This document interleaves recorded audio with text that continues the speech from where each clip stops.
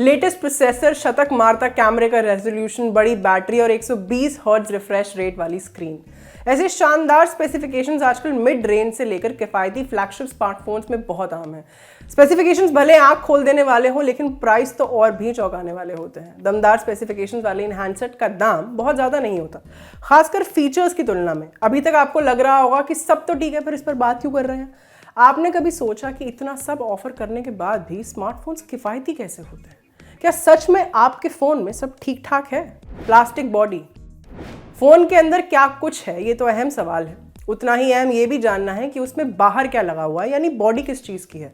अब फ़ोन कोई रोज़ बदलने वाली चीज़ तो है नहीं, इसलिए लंबे समय तक इस्तेमाल के लिए फ़ोन की बॉडी मजबूत होना बेहद ज़रूरी है। ऐसा नहीं है कि सारे फ़ोन खराब गुणवत्ता वाली बॉडी के साथ आते हैं, लेकिन कंपनियां अपनी लागत बचाने के लिए प्लास्टिक बॉडी का इस्तेमाल करती हैं। अब हर फ़ोन में मेटल फ्रेम हो वो ज़रूरी नहीं, लेकिन प्लास्टिक बॉडी में भी घटिया क्वालिटी सबसे बड़ा दर्द है। कैमरा, ट्रिपल कैमरा सेटअप आजकल नॉर्मल है और कई फ़ोन तो 5-5 कैमरास के साथ आते हैं, लेकिन स्मार्टफोन कंपनियां यहां भी गुल खिलाने से बाज नहीं आती। हम बात कर रहे हैं टेलीफोटो लेंस की, जो अब स्मार्टफोन्स में कम ही दिखता है।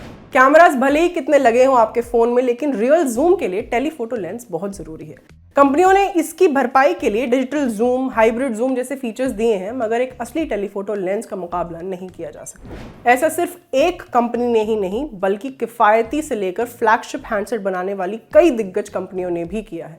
कहने का मतलब है हमाम में सब नंगे हैं। आईपी रेटिंग, बॉडी और कैमरे से अलग ये वो चीज़ है जिस पर आसानी से नज़र नहीं पड़ती। एक आम यूज़र बस आईपी रेटिंग पढ़कर खुश हो जाता है। आईपी रेटिंग मतलब IP67 या 68, फ़ोन को पानी और धूल से बचाने का इंतज़ाम है। आईपी रेटिंग क्या है, 67-68 के बीच क्या फ़र्क है, इस पर हमने विस्तार से बात की है।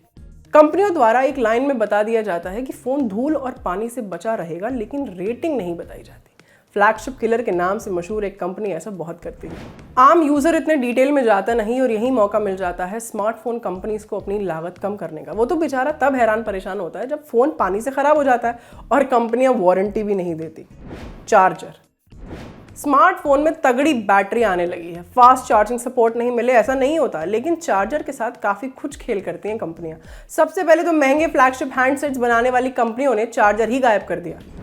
1 लाख रुपए का फ़ोन मिला, फिर 2000 खर्च करके चार्जर अलग से खरीदो, साथ में फ़ोन से चार्जर गायब करने के लिए पर्यावरण की दुहाई। मगर दूसरी तरफ चार्जर अलग से बेचा जाता है। अब कुछ कंपनियां चार्जर्स तो देती हैं, मगर कम ताकत वाला। आसान भाषा में समझते हैं, कंपनी फ़ोन लॉन्च पर कहती है फास्ट चार्जिंग है और चार्जिंग 25 वॉट सपोर्ट करेगा, मगर रिटेल बॉक्स के अंदर चार्जर सिर्फ 15 वॉट का मिलता है। कंपनी ने तकनीकी तौर पर कुछ गलत नहीं किया, लेकिन शब्दों के हेर फेर से लागत कम कर ली। सॉफ्टवेयर अपडेट, स्मार्टफोन तकनीक तकरीबन रोज ही बदलती है। नए सॉफ्टवेयर से लेकर ऐप्स और फीचर्स रोजाना आते हैं। ऐसे में अपडेट्स, और वो भी समय पर, बहुत महत्वपूर्ण है। जैसा हमने पहले कहा कि फ़ोन कोई अमावस्या और पूर्णिमा पर बदलने वाली चीज़ तो है नहीं। अब ऐसे में सॉफ्टवेयर अपडेट या कहें एंड्रॉयड के नए वर्जन का अपडेट बहुत ज़रूरी होता है। कंपनियां वादा करने के बाद भी अपडेट नहीं देती, और देती भी हैं तो बहुत देरी से। कुल मिलाकर ये कुछ उपाय हैं जिनके जरिए स्मार्टफोन कंपनियां अपने स्मार्टफोन की लागत को कम करने में सफल रहती हैं। लेकिन सबसे अहम बात यह है कि सारी कटौती एक ही फ़ोन में नहीं होती।